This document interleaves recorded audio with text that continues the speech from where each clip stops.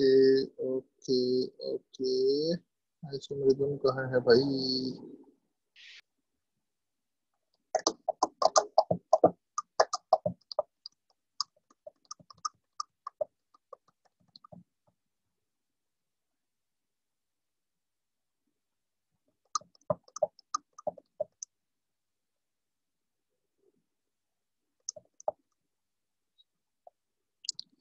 क्या क्या ज्ञान बांट दिया था लास्ट क्लास में? अच्छा ये हो गया था, ये हो गया था ना? Yes sir. ओके चलो भाई शुरू करते हैं आगे। लास्ट क्लास में शायद से डायस्टीरियोमर और इनैंशियोमर बता दिया था, और इनैंशियोमर से कुछ पॉइंट्स लिखाए थे, डायस्टीरियोमर से भी कुछ पॉइंट्स लिखाए थे क्या नोट में? हाँ ठीक है, नोट में एक पॉइंट लिखा दिया था, और बाकी फीचर्स हम लोग आगे बताएंगे। ऑप्टिकल आइसोमेरिज्म का कौन सा लेक्चर चल रहा है? ये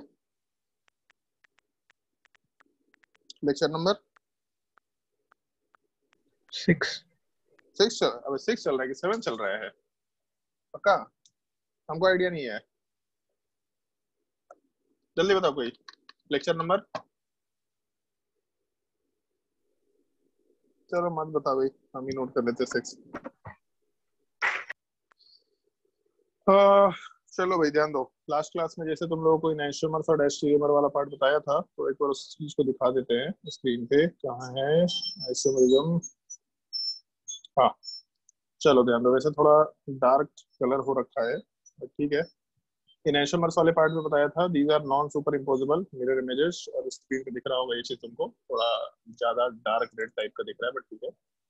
और उसमें एक दो एग्जांपल भी कराए थे, कुछ एक वीडियो के थ्रू इस चीज को एक्सप्लेन किया था। These are non superimposable mirror images, मतलब एक तो मिरर इमेजेस नहीं होने चाहिए, और दूसरा नॉन सुपर इम्पोजेबल भी होने चाहिए, मतलब एक दूसरे के ऊपर super impose, sorry mirror images होने चाहिए, नॉन सुपर।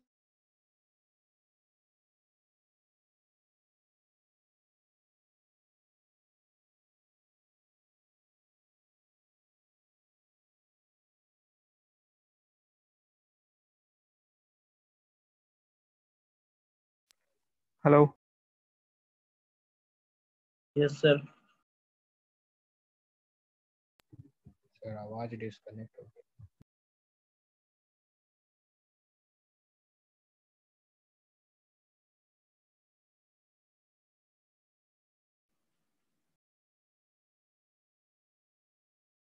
फोर 40 हो रहे हैं, 441।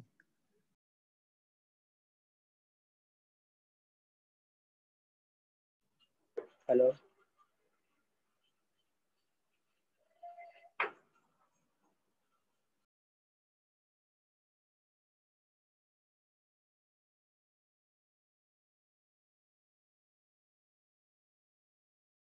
हेलो पॉज हो गया वीडियो।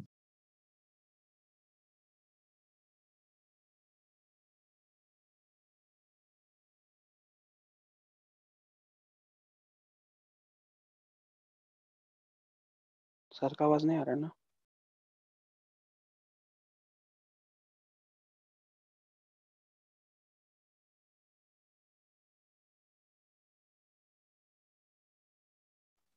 हेलो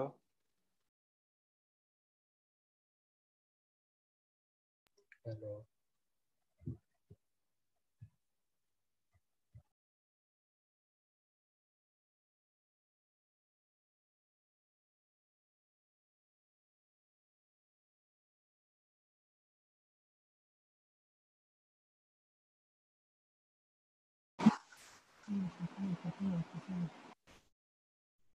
मेरा ये स्क्रीन मेरे को दिखता है कभी कभी, पता नहीं क्या दिक्कत होता है, ये चीज़ थोड़ा समझ नहीं आता।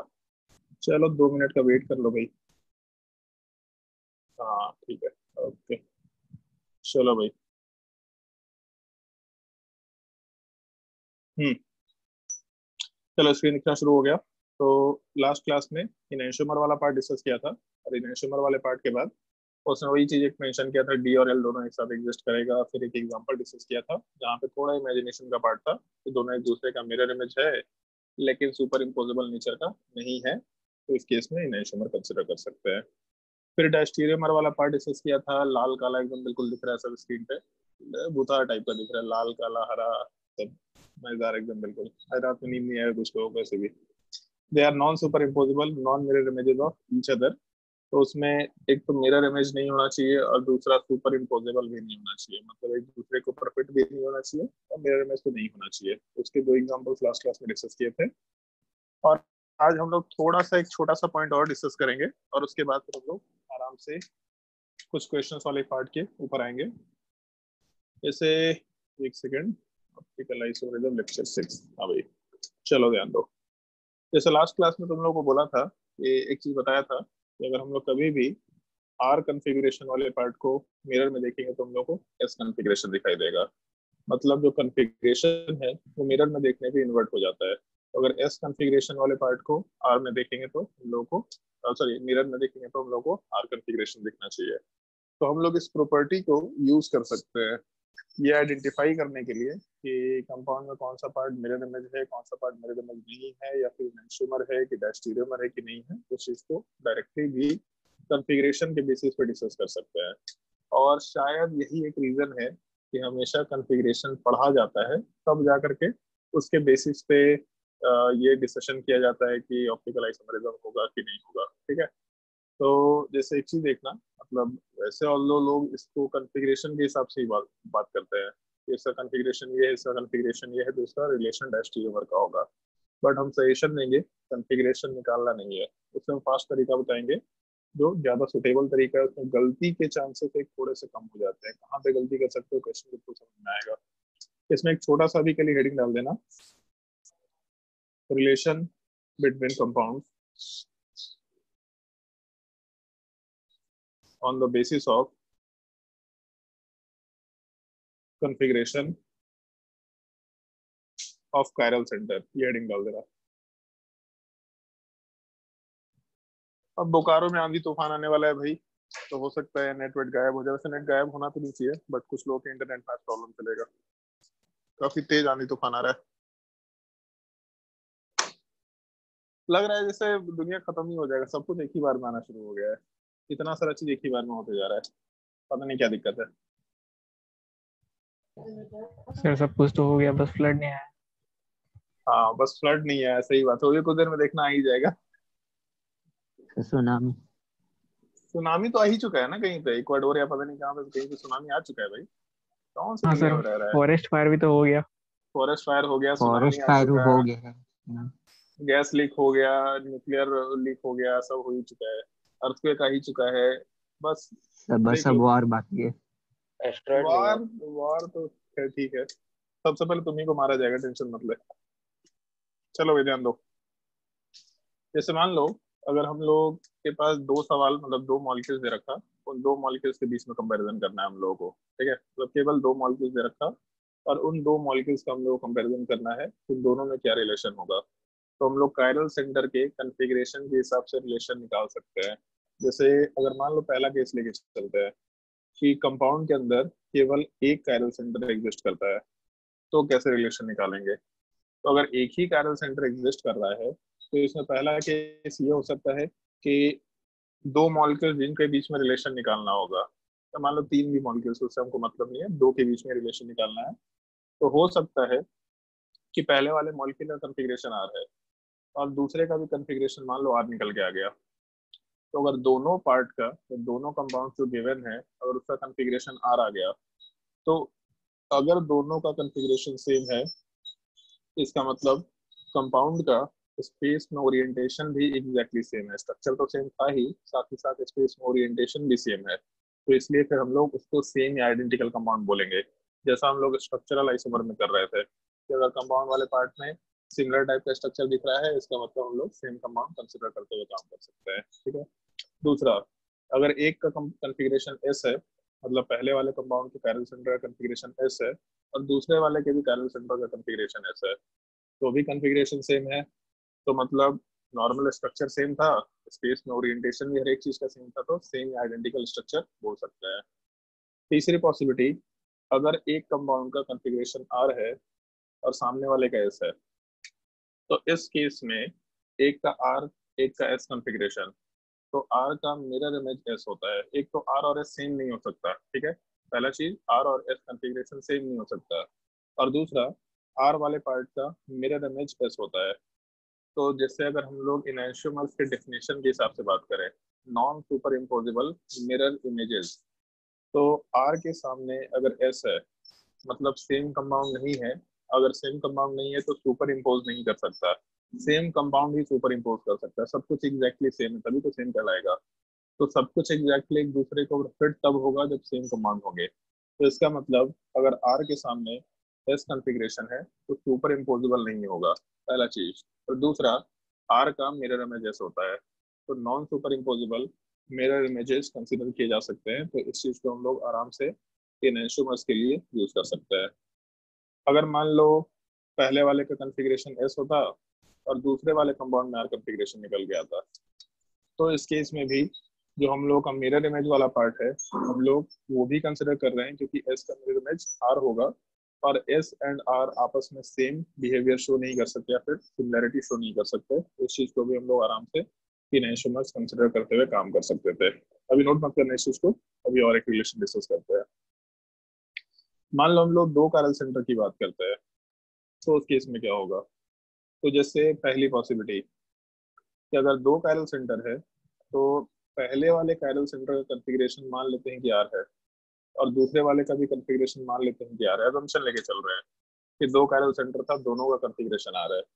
अगर सामने वाले कंपाउंड में पहले वाले का कॉन्फ़िगरेशन एस है और दूसरे का भी एस है, तो एक चीज, जब हम लोग मिरर इमेज की बात करेंगे तो कंप्लीटली पहला पार्ट दूसरे का मिरर इमेज होना चाहिए। कंप्लीट मिरर इमेज, केवल आधे मिरर इमेज से हम लोग काम नहीं कर सकते। तो इस केस में आर आर और दूसरे साइड में एस एस दे रखा, तो आर वाले पार्ट का मिरर इमेज जिसको ब्लू से मार्क किया है ऊपर वाला पार्ट, इसका मिरर इमेज एस होगा। इसके काम करते ब्लू से ही लिख देते हैं। आर का मिरर इमेज वाला पार्ट एस होगा और नीचे का जो आर है इसका मिरर इमेज वाला पार्ट भी एस होगा। तो पहले कंपाउंड के दोनों कैरल सेंटर्स का मिरर इमेज दूसरे कंपाउंड के दोनों कैरल सेंटर है, मतलब मिरर इमेज तो है, पहला चीज। दूसरा, अगर एक कंपाउंड में कॉन्फ़िगरेशन आर आर है और दूसरे में एस एस है, तो इस केस में सुपर इम्पोज बिल्कुल नहीं कर सकता। सुपर इम्पोज करने के लिए सारे कैरल सेंटर्स जो सिमिलर टाइप के, ये वर्ड का ध्यान रखना, सिमिलर टाइप के, सारे कैरल सेंटर्स जो सिमिलर टाइप के हैं तो सिमिलर टाइप के कैरल सेंटर का कॉन्फ़िगरेशन एग्जैक्टली सेम होना चाहिए। तो पहले वाले में आर आर कॉन्फ़िगरेशन है जबकि दूसरे में एस एस, मतलब सेम भी नहीं है। तो ना सुपर इम्पोजेबल है लेकिन मिरर इमेज है, मतलब यहाँ पे हम लोग टर्म इनैंशियोमर आराम से मेंशन करते हुए काम कर सकते हैं। डायग्राम को थोड़ा क्लियरली लिख देते हैं। हाँ, तो इस केस में जब यहाँ पे आर आर कॉन्फ़िगरेशन था और सामने वाले पार्ट में एस एस, तो उस केस में इनैंशियोमर निकल के आ गया। अगर मान लो सेकंड केस लेके चलते हैं, तो सेकंड वाले केस में एजम्पशन मान के चलते हैं कि एक कॉन्फ़िगरेशन आर है और नीचे वाला कॉन्फ़िगरेशन भी आर मान के चलता है, और जिससे कंपेयर कर रहे हैं मतलब जिस मॉलिक्यूल से कंपेयर कर रहे हैं उसमें एजम्पशन लेके चलते हैं कि ऊपर वाले पार्ट का कॉन्फ़िगरेशन आर है और नीचे वाले पार्ट का कॉन्फ़िगरेशन हम लोग एस लेके चलते हैं। तो इसमें रिलेशन निकालेंगे तो क्या होगा। तो पहला चीज, जो व्हाइट वाला कायरल सेंटर है ऊपर वाला, उसके सामने जो कंपैरिजन कर रहे थे व्हाइट वाले कायरल सेंटर से, मतलब सिमिलर टाइप के कायरल सेंटर से जो कंपैरिजन कर रहे थे, तो ऊपर का कॉन्फ़िगरेशन दोनों में आर था, मतलब ऊपर वाला पार्ट सेम था। बट नीचे वाले पार्ट पे गए तो नीचे वाले पार्ट में एक जगह आर है एक जगह एस है। तो ऐसा समझ लो कि ऊपर का हाफ सेम है बट नीचे का हाफ डिफरेंट है। तो एक मॉलिक्यूल दूसरे मॉलिक्यूल से तब सेम होता जब पूरा कंप्लीटली सब कुछ सेम होता। तो ऊपर का पार्ट सेम था जबकि नीचे का पार्ट डिफरेंट है, तो इसका मतलब कंप्लीटली सेम नहीं है, ऐसा बोल सकते हैं, पहला चीज। तो अगर कंप्लीटली सेम नहीं है मतलब सुपर इम्पोजिशन या सुपर इम्पोजेबल नहीं होगा। ये सबसे पहला केस निकल के आया।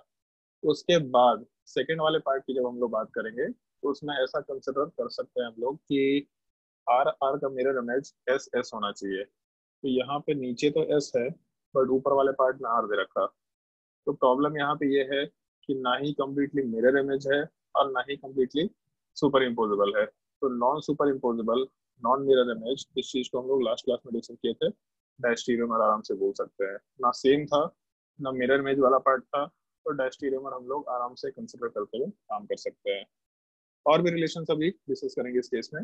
जैसे मान लो एक पॉसिबिलिटी ये है, आर आर कॉन्फ़िगरेशन, एक काम करते हैं एक को हम दूसरे कलर से लिख लेते हैं, मान लो ऊपर वाले पार्ट में आर कॉन्फ़िगरेशन है और नीचे वाले पार्ट में भी हम लोग आर कॉन्फ़िगरेशन लेके चलते हैं, तो उसके हिसाब से आर आर कॉन्फ़िगरेशन और सामने वाले पार्ट में हम ये कॉन्फ़िगरेशन कंसिडर कर लेते हैं।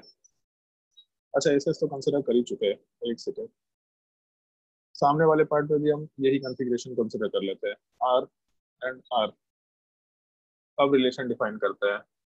तो ऊपर वाला जो कायरल सेंटर है वो दोनों जगह सेम कॉन्फ़िगरेशन का है, नीचे वाला कायरल सेंटर भी दोनों जगह सेम कॉन्फ़िगरेशन का है। तो अगर पहले वाले कंपाउंड के दोनों कायरल सेंटर से कॉन्फ़िगरेशन, दूसरे वाले कंपाउंड के दोनों कायरल सेंटर से कॉन्फ़िगरेशन अगर सेम है, तो इस केस में फिर हम लोग आराम से सेम कंपाउंड या फिर आइडेंटिकल कंपाउंड वर्ड यूज करते हुए चल सकते हैं। और भी पॉसिबिलिटी डिस्कस कर सकते हैं हम लोग। मान लो ये कंसिडरेशन लेके चले, अगर पहले वाले कंपाउंड में आर एस कॉन्फ़िगरेशन है और दूसरे में एस आर कॉन्फ़िगरेशन है, तो इस केस में ऊपर वाले आर के सामने ऊपर साइड में एस दिख रहा, मतलब मिरर इमेज है। नीचे एस के सामने सामने हम लोग को आर दिख रहा, तो नीचे वाला पार्ट भी मिरर इमेज है। तो अगर कंप्लीटली मिरर इमेज दिख रहा तो उस केस में मिरर इमेज है, और आर के साथ एस सुपर इम्पोज नहीं करेगा क्योंकि कॉन्फ़िगरेशन अलग है। मतलब ये जो ऊपर वाला पार्ट दे रखा, ये ऊपर वाला पार्ट सुपर इम्पोज नहीं करेगा, नीचे वाला पार्ट भी सुपर इम्पोज नहीं करेगा। तो non superimposable mirror images, इसके मतलब लोग आराम से यहाँ पे टर्म इनहेंसुमर यूज करते हुए चल सकते हैं। तो जब हम लोगों के पास कंपाउंड में दो कायरल सेंटर्स होंगे, दो कायरल सेंटर्स में हम लोग दोनों कायरल सेंटर का कॉन्फ़िगरेशन निकालेंगे, एक स्ट्रक्चर में फिर दूसरे स्ट्रक्चर में, और सिमिलर टाइप के कायरल सेंटर वाले पार्ट के कॉन्फ़िगरेशन को आपस में रिलेट करेंगे। वहां से हम लोग अगर सेम कॉन्फ़िगरेशन है तो सेम कंपाउंड, अगर मिरर इमेज दिख रहा तो इनहेंसुमर, अगर मिरर इमेज नहीं दिख रहा और सुपर इम्पोजेबल भी नहीं दिख रहा है, इसका मतलब डायस्टेरियोमर टाइप का स्ट्रक्चर लेते हुए चल सकते हैं। फिर मान लो हम लोग थर्ड पॉसिबिलिटी की बात करते हैं, मतलब तीन कारक सेंटर। तो इसमें तो खैर बहुत सारी पॉसिबिलिटी रहेंगी, सबको डिस्कस नहीं कर रहे हैं। मान लो ये चीज हम देते हैं और सामने ये कॉन्फ़िगरेशन मेंशन किया, तो खुद से सोच के देखो एक बार क्या होना चाहिए, उसके बाद साइड में आंसर लिख देंगे कि आर आर आर कॉन्फ़िगरेशन है और दूसरे वाले कंपाउंड में एस एस एस कॉन्फ़िगरेशन है, तो आपस में क्या रिलेशन होना चाहिए। तो यहाँ पे एनएंशोमर्स कॉन्फ़िगरेशन होना चाहिए, क्योंकि आर आर आर का जो मिरर इमेज है वो एस एस एस होगा। तो मिरर इमेज भी है, नॉन सुपर इम्पोजिबल भी है, मतलब एनएंशोमर हम लोग आराम से कंसिडर कर सकते हैं। मान लो हम लोग सेकंड केस लेके चलते हैं,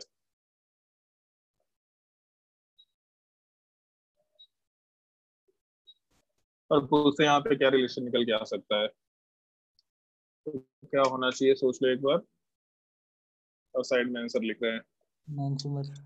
यस सर। इस केस में भी एनएंशोमर निकल के आना चाहिए। आर का मिरर इमेज एस, एस का मिरर इमेज आर, आर का मिरर इमेज एस, मतलब कंप्लीटली मिरर इमेज है और सुपर इम्पोजिबल नहीं है क्योंकि कॉन्फ़िगरेशन सेम नहीं है, तो एनएंशोमर बोल सकते हैं। मान लो ये केस लेकर के चलते,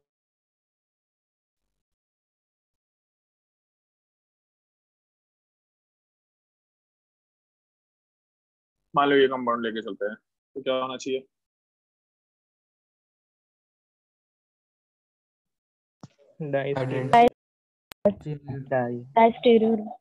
डायस्टेरियोमर नॉर्मली होना चाहिए, क्योंकि ऊपर वाला पार्ट मिरर इमेज है, नीचे वाला पार्ट मिरर इमेज है, लेकिन बीच वाला पार्ट सेम है। तो कम्प्लीटली मिरर इमेज नहीं है, पहला चीज। दूसरा, ऊपर वाला पार्ट सुपर इम्पोजिबल नहीं है, नीचे वाला पार्ट सुपर इम्पोजिबल नहीं है। तो पूरे कंपाउंड का जब मिरर इमेज देखते हैं, जैसे हम लोग अपना मिरर इमेज देखेंगे, तो ऐसा थोड़ा ना कि हम लोग का शक्ल का मिरर इमेज दिखेगा तो इसका मतलब मिरर इमेज है। पूरा बॉडी का मिरर इमेज सेम टाइप का दिखना चाहिए। तो ऊपर का पार्ट, नीचे का पार्ट मिरर इमेज था, बीच का पार्ट मिरर इमेज नहीं था, तो उस केस में हम लोग बोल सकते हैं कि मिरर इमेज कंप्लीटली नहीं है। और बीच का पार्ट सेम है कॉन्फ़िगरेशन में, बट ऊपर और नीचे का पार्ट नहीं है, तो इसका मतलब सुपर इम्पोजिबल भी नहीं है।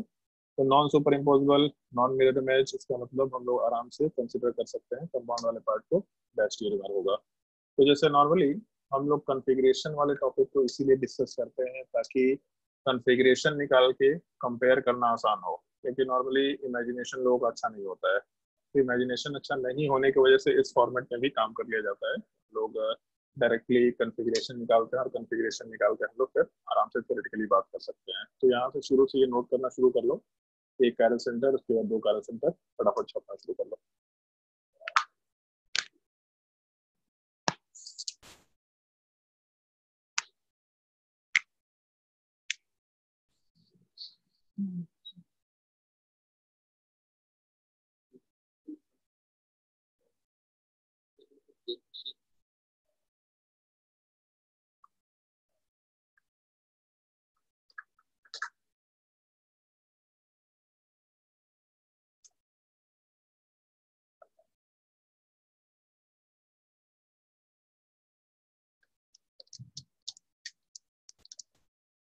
आगे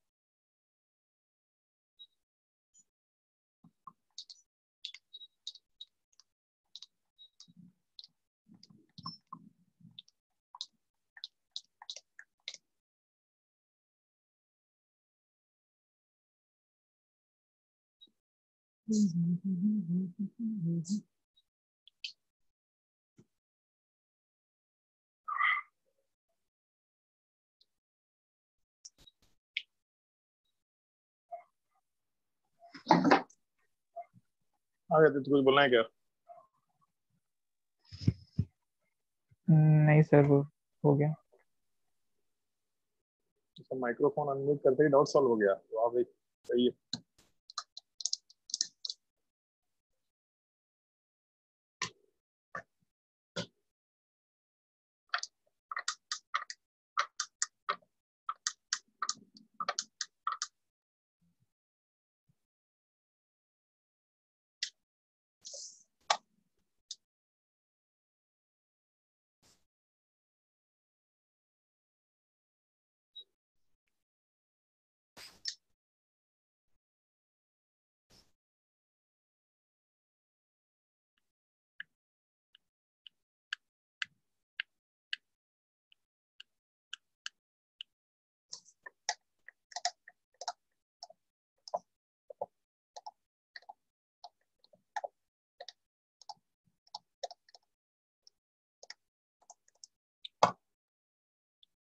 चलो भाई, अगर छाप लिया होगा तो थोड़ा हम आगे बढ़ते हैं क्वेश्चन पे।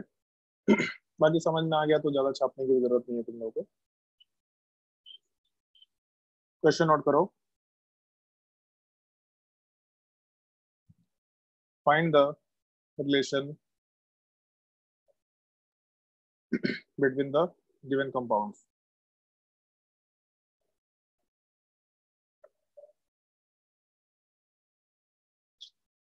Find the relation between the given compound.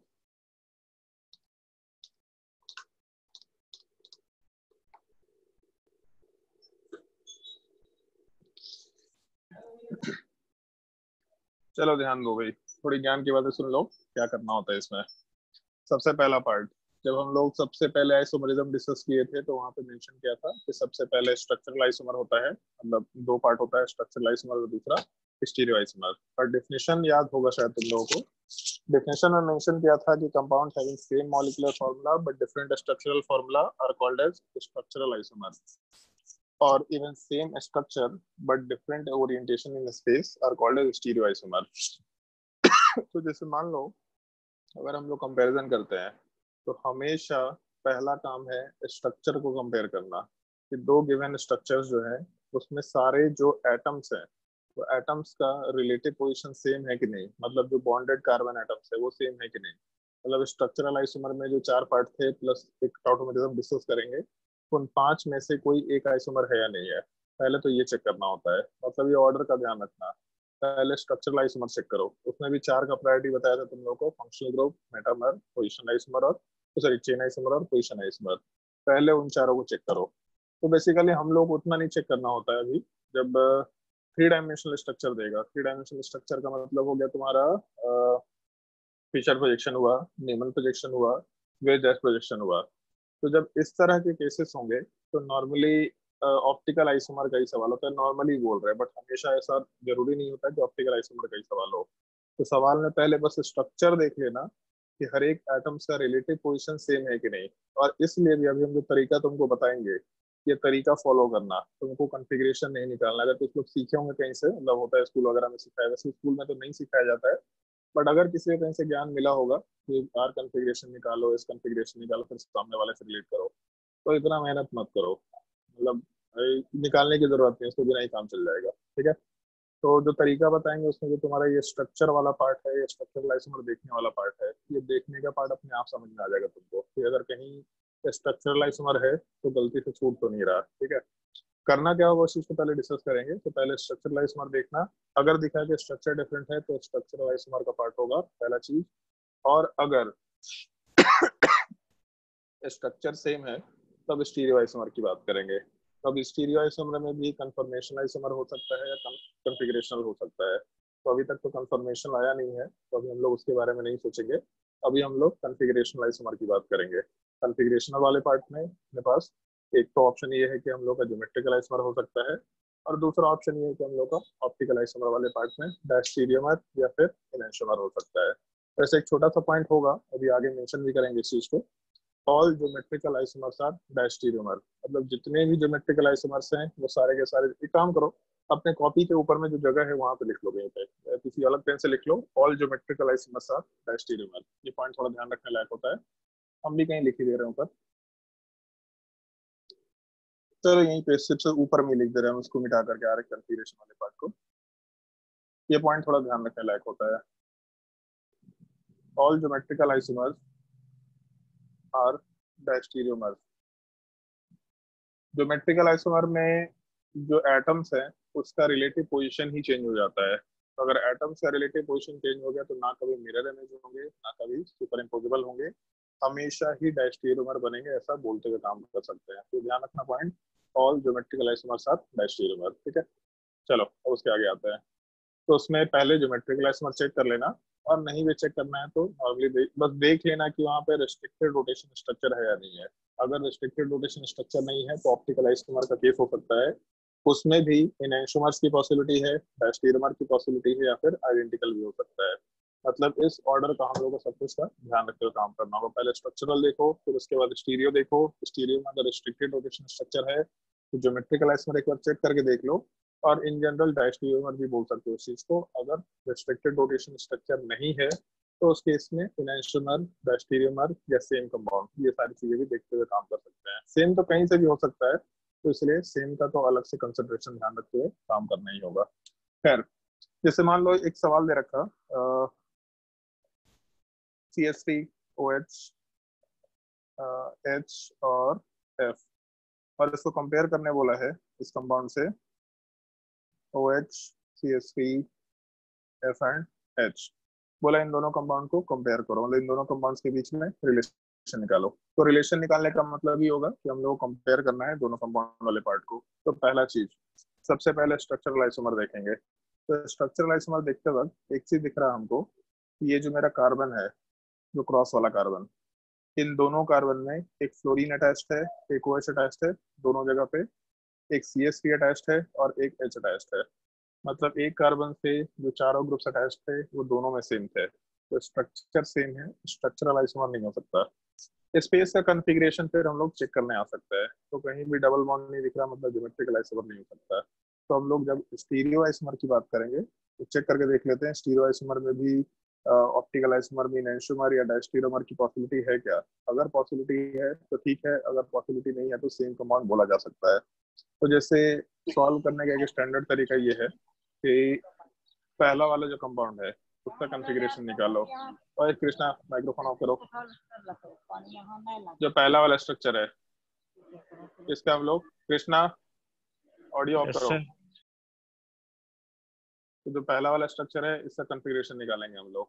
तो जब पहले वाले का कॉन्फ़िगरेशन निकालेंगे तो 1 2 3 एस कॉन्फ़िगरेशन निकल के आना चाहिए। हम सॉल्व करके नहीं बता रहे कैसे आएगा, बस सीधा एस कॉन्फ़िगरेशन निकल के आ रहा है। दूसरे वाले केस में जब जाएंगे तो 1 2 3 आर कॉन्फ़िगरेशन निकल के आना चाहिए। तो लोग नॉर्मली यही काम करते हैं कि पहले वाले कैरल सेंटर के, मतलब पहले वाले कंपाउंड में जितने कैरल सेंटर्स हैं सबका कॉन्फ़िगरेशन निकाला, तो पहले वाले कंपाउंड में एस आया जबकि दूसरे वाले कंपाउंड में आर निकल के आया। ठीक है, अब हम लोग इस कॉन्फ़िगरेशन के बेसिस पे डिसाइड करेंगे कि दोनों का रिलेशन क्या है। तो एस के सामने आर दिख रहा है तो एस का मिरर इमेज आर होता है, तो अगर एस का मिरर इमेज आर होता है, इसका मतलब आराम से हम लोग यहाँ पे non super imposable mirror image मतलब इनैंशियोमर कंसिडर कर सकते हैं। ये एक जनरल तरीका है जो लोग फॉलो करते हैं। जो कंपाउंड रखा है उसका कॉन्फ़िगरेशन निकालो, तो कॉन्फ़िगरेशन निकालते वक्त हम लोग आराम से इस सवाल को सॉल्व कर सकते हैं। ठीक है, हम लोग ये तरीका फॉलो नहीं करेंगे। अभी तुमको ट्राई करना है इस चीज को, कॉन्फ़िगरेशन निकालने आना चाहिए, तो तुमको ट्राई करना भी है, लेकिन हम लोग इसको थोड़े दूसरे तरीके से सॉल्व करके देखेंगे। जैसे अभी इस चीज को हम मेंशन नहीं कर रहे हैं, पहले 2 3 4 क्वेश्चन सॉल्व करके देखो, उसके बाद फिर हम लोग ट्राई करके देखेंगे कि मेरा तरीका क्या हो सकता है। ठीक है, तो पहला क्वेश्चन को नोट कर लो पहले, पहला एग्जाम्पल, दूसरा वाला एग्जाम्पल, तीसरा वाला एग्जाम्पल को खुद से ट्राई करके देखना।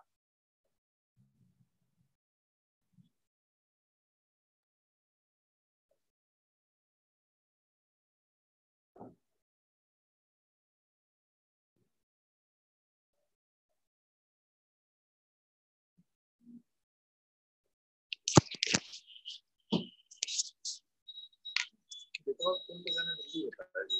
अरे मेरे पीछे सुबह भी हम दूसरा बनाने का जरूरत है।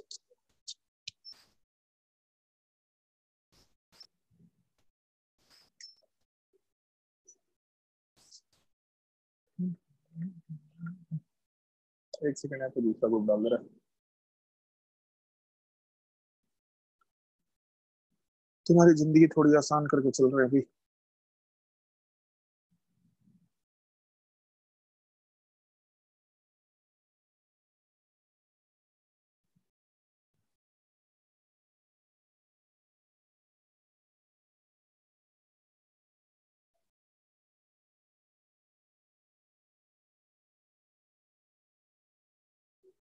क्वेश्चन नंबर 2 वाला पार्ट ट्राई करो और क्वेश्चन नंबर 3 भी ट्राई करो।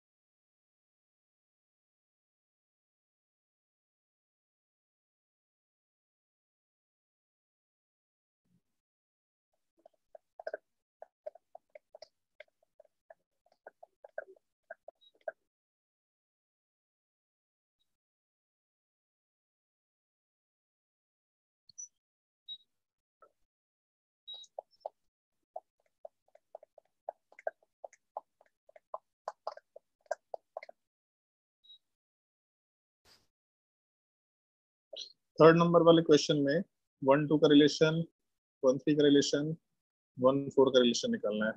चलो आगे भी निकाल लो। 2 3 2 4 3 4 ये सारे रिलेशन निकालना है।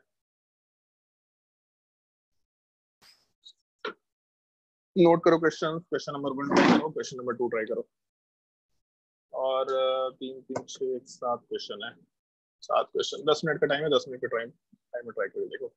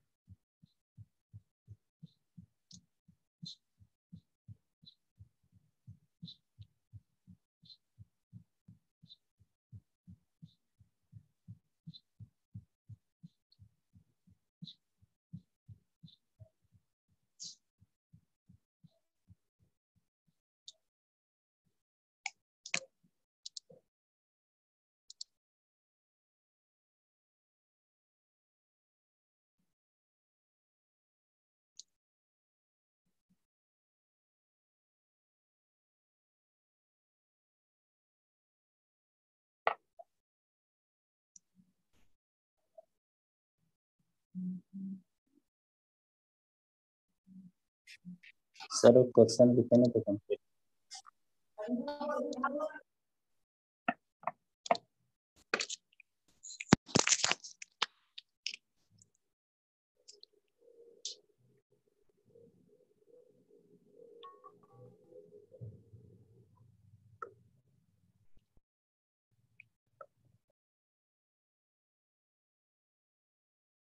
हाँ, अगर प्रोजेक्शन वाला पार्ट सेम नहीं दे रखा होगा तो उस केस में जो हम लोग कंपैरिजन करेंगे, उस कंपैरिजन वाले पार्ट के टाइम पे हमेशा कॉन्फ़िगरेशन निकाल के काम करना है। कॉन्फ़िगरेशन निकाल के काम करने का मतलब है, ये लेफ्ट वाला जो मॉलिक्यूल है पहले इसका कॉन्फ़िगरेशन निकालो दोनों कैरल सेंटर पे, राइट वाले का केस में भी कॉन्फ़िगरेशन निकालो, और सिमिलर टाइप के कार्बन पे, सिमिलर टाइप के कार्बन पे मतलब जिस कार्बन पे सेम ग्रुप दे रखे होंगे उनको आपस में कंपेयर करते हुए काम करना है। ऊपर नीचे दाएं बाएं से मतलब नहीं है, जिस कार्बन पे सेम ग्रुप दे रखे उस कार्बन को ही दूसरे कार्बन के सेम ग्रुप से रिलेट करके देखो, वहां से कंपैरिजन वाला पार्ट आराम से कंसिडर करते हुए चल सकते हैं। तो अगर इस तरह का सवाल जहाँ पे दो अलग अलग प्रोजेक्शन देंगे तो कॉन्फ़िगरेशन तो निकालना ही है, लेकिन अगर सवाल में हम लोगों के पास ऐसा स्ट्रक्चर दे रखा हो कि क्या बोलते हैं, मतलब सवाल सॉल्व करते वक्त अगर हम लोग का कॉन्फ़िगरेशन वाला पार्ट हम लोग को जरूरत नहीं पड़ रहा, मतलब मान लो कि बस सिंपल टाइप का फिक्सड पोजीशन दे रखा है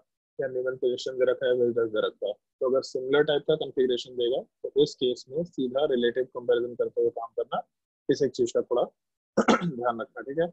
और इस लेक्चर का जो रिकॉर्डिंग है ये पूरा रिकॉर्डिंग नहीं हुआ है, शुरू का रिकॉर्डिंग हुआ था, बाद का रिकॉर्डिंग हुआ है, बीच का रिकॉर्डिंग कुछ गायब है। तो जिन लोगों का क्लास छूटा है तो बहुत सारे लोग क्लास से गायब हैं, जिन लोगों का क्लास छूटा है उनको डाउट क्लास भी नहीं मिलेगा, उनको टॉपिक भी शॉर्टकट से समझ में नहीं आएगा मेरे हिसाब से, क्योंकि हम ये शॉर्टकट वाला पार्ट इंटरनेट पर नहीं डालना चाहते थे, ठीक है। तो ध्यान रखना इस चीज का, तुम लोगों के सिखाने के लिए था, तुम लोग इस चीज को सीख चुके हैं। क्वेश्चन नंबर 7 ट्राई कर लेना, और असाइनमेंट 3 में जो वर्कशीट 4 है और जो वर्कशीट 2 है इस चीज को ट्राई करके आना। ये दोनों के दोनों वर्कशीट हम लोग नेक्स्ट क्लास में डिस्कस करेंगे। फिर उसके बाद हम लोग नेक्स्ट क्लास में इजेड नोमेनक्लेचर, बहुत ही छोटा सा पार्ट है, उसका डिस्कशन करेंगे, और उसके बाद काउंटिंग ऑफ स्टीरियोइसमर्स वाला पार्ट डिस्कस करना शुरू करेंगे, जो काफी इंपॉर्टेंट पार्ट होगा भी। तो हम लोग उसमें आराम से 2 लेक्चर में उस चीज को डिस्कस करेंगे। नेक्स्ट वीक तक तुम्हारा ऑप्टिकल आइसोमेरिज्म कंप्लीट हो जाएगा। चलो भाई, आज के लिए इतना ही, ज्ञान काफी सर था। हाँ बोलो।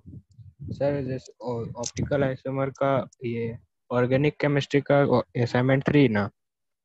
हाँ, ऑर्गेनिक केमिस्ट्री में जो असाइनमेंट शुरुआत में ही दे रखा था असाइनमेंट 3, उसको सॉल्व यस करना है सर। केवल, ठीक है। Okay sir. जिसमें 4 असाइनमेंट दे रखे थे ऑप्टिकल आइसोमेरिज्म वाले, तुमको सॉल्व करना है केवल। चलो, और कोई डाउट किसी को? सर हाँ बोलो। सर वो 1 और 5 वाला था सर, उसमें नहीं समझ आया। कौन सा 1 और 5 से इससे पहले 6 का 1 और 5। 6 का 1 और 5? 6 का 1 और 4 समझ में आ गया? यस सर, वो तो 180 डिग्री रोटेट हुआ तो हो गया।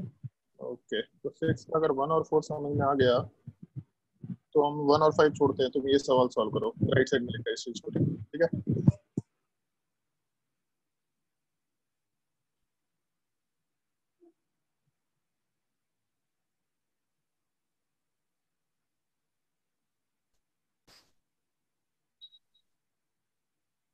इन दोनों में क्या रिलेशन होगा?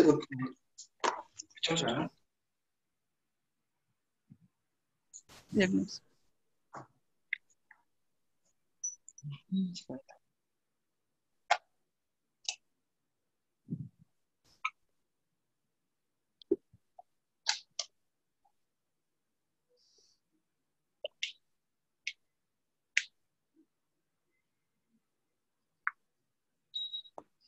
सर ये ई होगा सर। ये मेंशन होगा यस सर। पक्का? Yes sir. अब एक चीज ध्यान से देख, जो इधर स्ट्रक्चर जिसको रेड से हाईलाइट कर रहे हैं, ठीक है, यस और सर। ये जो स्ट्रक्चर नंबर 4, ये दोनों सेम दिख रहा है?